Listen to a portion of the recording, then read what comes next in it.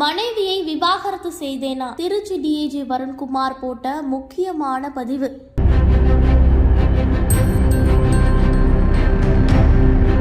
சில மாதங்களுக்கு முன்பாக நாம் தமிழர் கட்சி நிர்வாகி சாட்டை துரைமுருகன் கைது செய்யப்பட்டார். அப்போது அவருடைய செல்போன்ல சீமான் பேசிய சில ஆடியோக்கள் வெளியாகி ஒரு பரபரப்பை கிளப்பியது. குறிப்பா நாம் தமிழர் கட்சி நிர்வாகிகளான காளியம்மாள் உட்பட பலரையுமே அவதூறாக பேசுவது போல அந்த ஆடியோ அமைந்திருந்தது. இதனை சீமான் தற்போது வரை மறுக்கவில்லை. இந்த ஆடியோ கசிந்ததற்கு திருச்சி எஸ்பியாக இருந்த வருண்குமார் தான் காரணம் என சீமான் குற்றம் சாட்டினார். இதன் பிறகு நாம் தமிழர் கட்சி நிர்வாகிகள் வருண்குமார் மற்றும் அவரினுடைய மனைவி வந்திதா பாண்டே உள்ளிட்டோரை அவதூறாக விமர்சித்து சோசியல் மீடியாவில் பதிவுகளை பதிவிட தொடங்கினார்கள். இந்த விவகாரம் அடுத்த கட்டத்தை எட்டிய நிலையில திருச்சி எஸ்பி வருண்குமார் தரப்புல திருச்சி நீதிமன்றத்துல வழக்குமே தாக்கல் செய்யப்பட்டது. இதன் பிறகு திருச்சி எஸ்பியாக இருந்த IPS வருண்குமாருக்கு தமிழக அரசு தரப்புல டிஐஜியாக பதவி உயர்வும் அளிக்கப்பட்டது.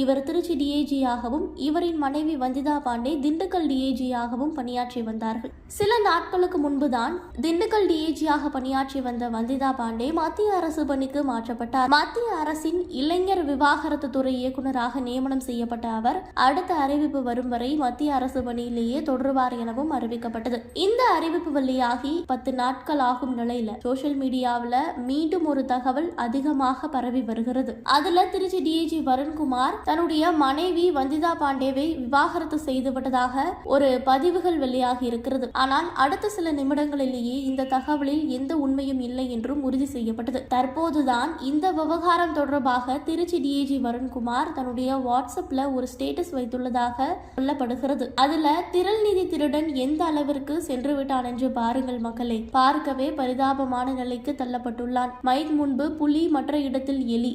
ஒரு பாடல் வரி, நான் உன்னை நீங்க மாட்டேன், நீங்கினால் தூங்க மாட்டேன், சேர்ந்ததே நம் ஜீவனை என்று பதிவிட்டிருக்கிறார்.